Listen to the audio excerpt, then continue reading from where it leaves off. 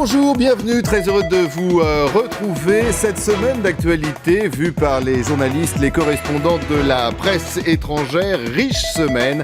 À commencer par la grande voix de Monsieur Philippe Turle. Bonjour Philippe. Bonjour Christophe. Il est également avec nous Monsieur Mustapha Tossa. Bonjour Mustapha. Bonjour Christophe. Sourire de cette émission, Solveig Graham-Jensen. Bonjour Solveig. Bonjour Christophe. Et mon complice de chaque semaine, Monsieur Eric Scholl. Bonjour Eric. Bonjour Christophe. Semaine marquée par de riches sujets d'actualité. On va commencer bien évidemment par ce bras de fer, par cette guerre entre un ministre de l'Intérieur qui entraîne avec lui tout un gouvernement et un président de la République et un soi-disant humoriste, Monsieur Dieudonné Mbala. Il y a eu beaucoup de polémiques, beaucoup de rebondissements et on commence par ces nombreuses réactions. Cette décision du Conseil d'État, en référé, conforte la position du gouvernement et confirme la circulaire qui a été adressée à tous les préfets. Le droit à parler, et c'est fini le temps de l'impunité. Voilà, mes amis, est-ce que c'est fini le temps de l'impunité, comme veut bien le dire le ministre de l'Intérieur, Philippe? Je ne crois que non, et j'ai bien peur que non plus. On se trouve dans une situation très particulière, parce qu'après le face-à-face entre Hollande et Leonardo, maintenant nous avons une face-à-face entre Valls et Dieudonné. Donc ça devient quelque chose de très personnel entre un personnage de l'État et quelqu'un qui dérange. C'est pas très bien parce que ça monopolise toute l'opinion publique, tous les journaux, toutes les émissions de télévision pour une seule chose, alors que beaucoup de Français, je pense, ont toujours les mêmes problèmes, chômage, coût de la vie, problèmes d'école, etc. Et on n'en parle strictement plus depuis 8 jours. Alors, moi, je pense que malheureusement, l'approche qu'a fait Manuel Valls avec ce circulaire n'était pas la bonne méthode pour le simple fait que maintenant, on est dans une situation très bien. On a interdit les spectacles de Dieudonné cette semaine avec l'aide du Conseil d'État. Mais qu'est-ce qui va se passer pour tous les autres qui vont dire des choses à travers des mots qu'il ne fallait pas? Je parle pas nécessairement de Dieudonné, mais d'autres personnes. Est-ce qu'on va interdire à droite, à gauche, partout quand il y a quelque chose qui dérange? C'est pas comme ça qu'il faut aborder ce problème. Et je pense qu'en Grande-Bretagne non plus, on n'aurait pas abordé de cette manière. Je pense qu'on aurait laissé faire Dieudonné, on aurait essayé de l'attraper d'une autre manière, soit en disant, vous envoyez un huissier dans ces spectacles pour voir ce qu'il dit, est-ce qu'il fait des appels à la haine raciale, est-ce qu'il est antisémite, on note tout et ensuite on l'attaque. Il doit de l'argent à l'État, pourquoi il ne paye pas? Il faut l'attaquer d'une autre manière pour le faire taire et interdire ces spectacles. Je pense que ce qui va se passer, c'est que tous ceux qui veulent y aller, qui ne peuvent pas y aller, vont aller voter peut-être pour Marine Le Pen, mais ils ne voteraient sûrement pas pour les socialistes. Et l'intérêt que Dieudonné a suscité cette semaine, pour tous ceux qui ne le connaissaient même pas avant qu'on commence à parler de lui, les gens vont être intéressés de lui entendre et peut-être qu'il va faire encore plus d'émeules parce qu'on va lui dire, ben voilà, encore un victime de l'État, encore un martyr de l'État, quelqu'un qui devait pouvoir parler et malheureusement qui ne peut pas. Est-ce que vous partagez ce sentiment, mes amis? Oui, moi je crois que quand j'ai vu les cris... Il y a écrit cette semaine, justement, oui, sur face-à-face. Les cris triomphalistes de Manuel Valls en disant que la République a gagné, que lui-même a gagné parce que le Conseil d'État lui a donné raison. Moi je trouve que peut-être lui a gagné, a eu le dernier mot sur le plan juridique, mais Dieudonné n'a pas perdu. Rappelez-vous, Dieudonné c'était quelqu'un qui avait une audience de niche, une audience absolument presque confidentielle au niveau des artistes. Aujourd'hui, par la grâce de cette démarche de Manuel Valls, il est devenu un héros français, entre guillemets. Et il est devenu une icône internationale. Ces vidéos se cliquent comme des petits pains, si je peux m'exprimer ainsi. Il va faire n'importe quelle déclaration, elle va être reprise par les grandes médias.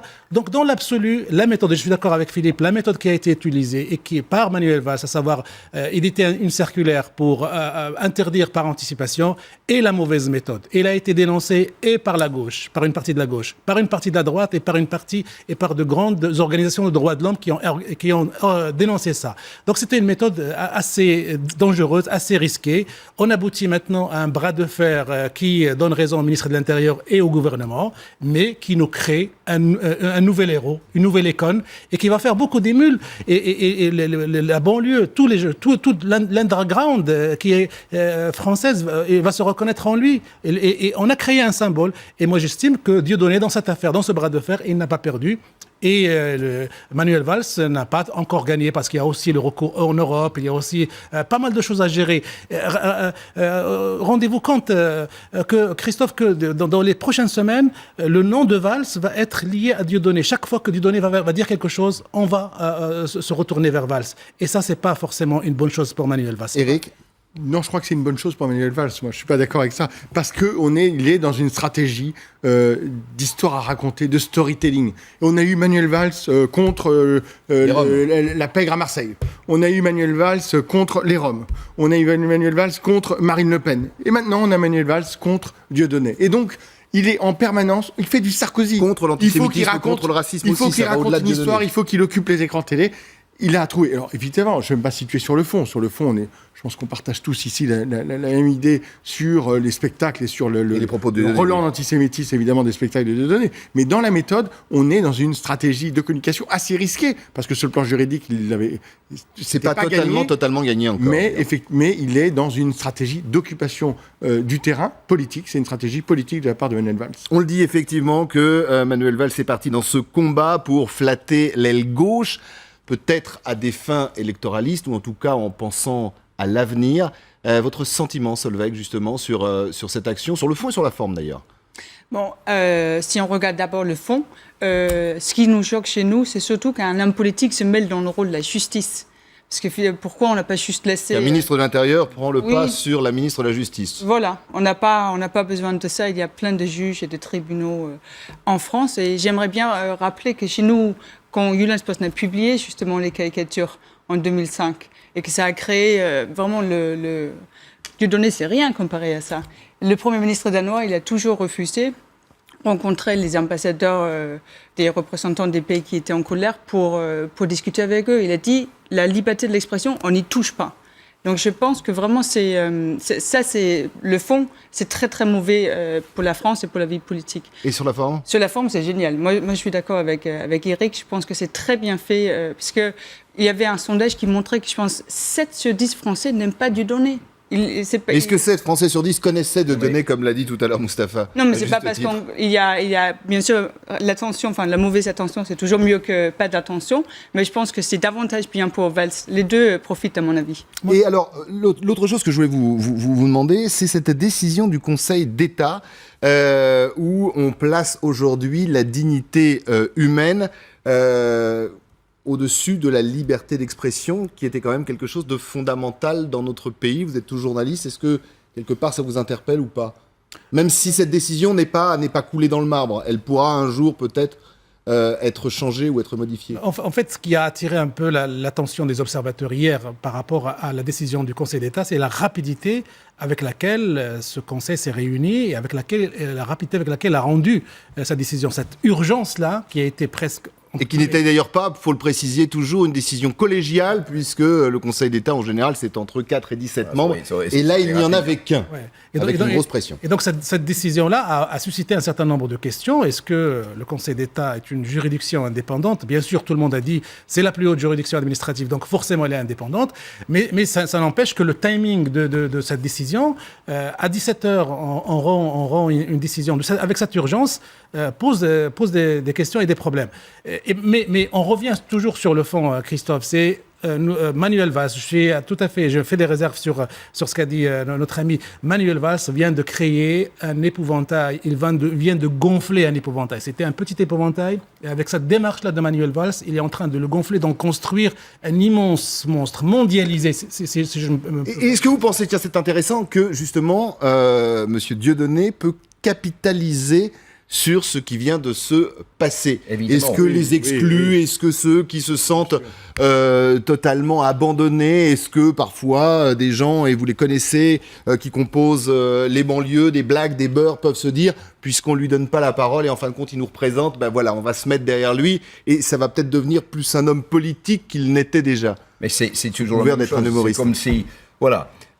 Maintenant qu'on l'interdit, c'est extrêmement difficile et dangereux ce que Manuel Valls a fait, parce que il a peut-être gagné une bataille contre Dieudonné, mais il n'a pas gagné la guerre contre Dieudonné. Et Dieudonné peut rebondir. On ne sait pas quand et comment, mais il peut.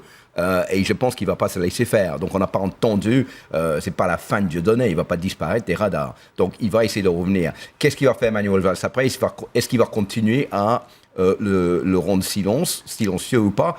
Ça va être très compliqué. Il faut appliquer les lois de la République. Entre-temps, qu'est-ce qui se passe? C'est tous ceux les 30% des Français qui soutiennent Dieudonné, qui aiment bien, qui le trouvent marrant, qui pensent que c'est un vrai humoriste, ils vont se dire, mais qu'est-ce qu'il représente Dieudonné? Il représente quelqu'un qui est la victime d'un système. C'est quelqu'un qui n'a pas le droit de parler, qu'on essaie d'étouffer. Eh bien, ça nous rassemble parce que les hommes et les femmes politiques ne nous écoutent pas. Nous, on est dans des situations de difficulté. Qu'est-ce qu'on voit? On voit les hommes et les femmes politiques qui s'acharnent contre les personnages comme Dieudonné, mais qui ne s'occupent pas de nos problèmes quotidiens. Et c'est ça le gros problème. Donc, il risque d'avoir plus de sympathisants, il risque de se trouver plus dans une position de martyr. Et qui est le premier d'être content de ça? C'est Dieudonné lui-même. Il peut pas demander à May en publicité qu'il a eu depuis le 1er janvier ce que le gouvernement lui a donné. Et ça, c'est vraiment pas bien. Parce qu'on peut appliquer les lois de la République pour le faire taire. Et encore une fois, il faut préciser pour celles et ceux qui nous regardent, il s'agit d'un spectacle, Le Mur, qui a été interdit. C'est-à-dire que si M. Dieudonné fait un autre spectacle dans quelques semaines, dans quelques jours ou dans quelques heures, eh bien la donne sera changée. Éric, Mustapha. Oui, on est vraiment dans une sorte de guerre de victimisation. Et c'est ça qui est assez inquiétant parce qu'on ne mesure pas toutes les conséquences des actions qui ont été prises pour des raisons en partie politiques. Bien sûr que sur le fond, on s'inscrit, on se dit c'est très bien, on interdit ce spectacle et il mérite d'être interdit. Oui, mais il y a des conséquences juridiques qui, elles, d'abord politiques et juridiques. Politiques parce qu'effectivement, Dieudonné risque de rebondir. Et surtout, cette victimisation, ça peut inscrire une sorte de concurrence dans ces minorités et où là, tout d'un coup, on va voir Dieudonné en train de tirer à lui une couverture. Voilà, on m'interdit. Et là, il va être le côté le martyr. Dieudonné qui a déjà, il faut le préciser ou le rappeler, a été candidat à des élections. Et puis aussi autre chose, on interdit un spectacle dans une salle, le Zénith, mais on ne peut pas interdire sur Internet. Et puis voilà, donc Dieudonné pourra toujours... c'est une manière aussi de se pose la question, Christophe, comment lutter contre la pensée antisémite? Comment lutter contre cette philosophie, cette nouvelle religion qui est en train... D'ailleurs, vous avez raison, il y a cette pensée.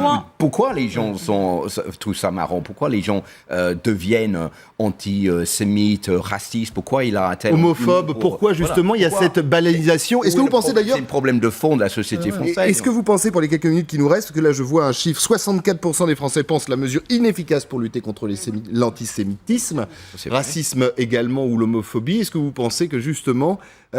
c'est pas le vrai job en fin de compte des politiques plutôt que faire des coups d'éclat ou d'attaquer comme ça? Est-ce qu'il n'y a pas une vraie responsabilité des politiques d'avoir laissé justement ces paroles s'installer, ces pensées s'installer, ces actes s'installer? Si bien sûr Christophe, mais on sait que ça prend du temps, ça s'inscrit, c'est de l'action de long terme, c'est de la pédagogie, ça commence à l'école, et c'est pas de l'action immédiate avec des résultats électoraux immédiats. Mais est-ce que justement quand on fustige, et à juste titre encore une fois, un personnage, est-ce que c'est pas l'inverse que l'on produit? Moi j'ai la conviction profonde que Manuel Valls a utilisé cette affaire de Dieudonné pour se construire à lui-même son storytelling, comme a dit, sa propre légende, parce qu'il a une ambition à accomplir. Est-ce que c'est ça qui va mettre fin à la diffusion de la pensée antisémite en France? Je ne crois pas. Il faut penser à d'autres méthodes, à d'autres moyens pour lutter contre l'antisémitisme en France. Et certainement pas par l'interdiction. L'interdiction crée des victimes, crée des icônes, crée des symboles, mais ne lutte pas du tout contre l'antisémitisme. Et puis c'est la censure. Et la censure, ça n'a jamais été bon, la censure. Jamais. On se retrouve dans quelques instants pour la deuxième partie de ce Vu d'ailleurs. On ira en Australie, en Espagne, un peu partout dans le monde pour un autre sujet pourtant bien français.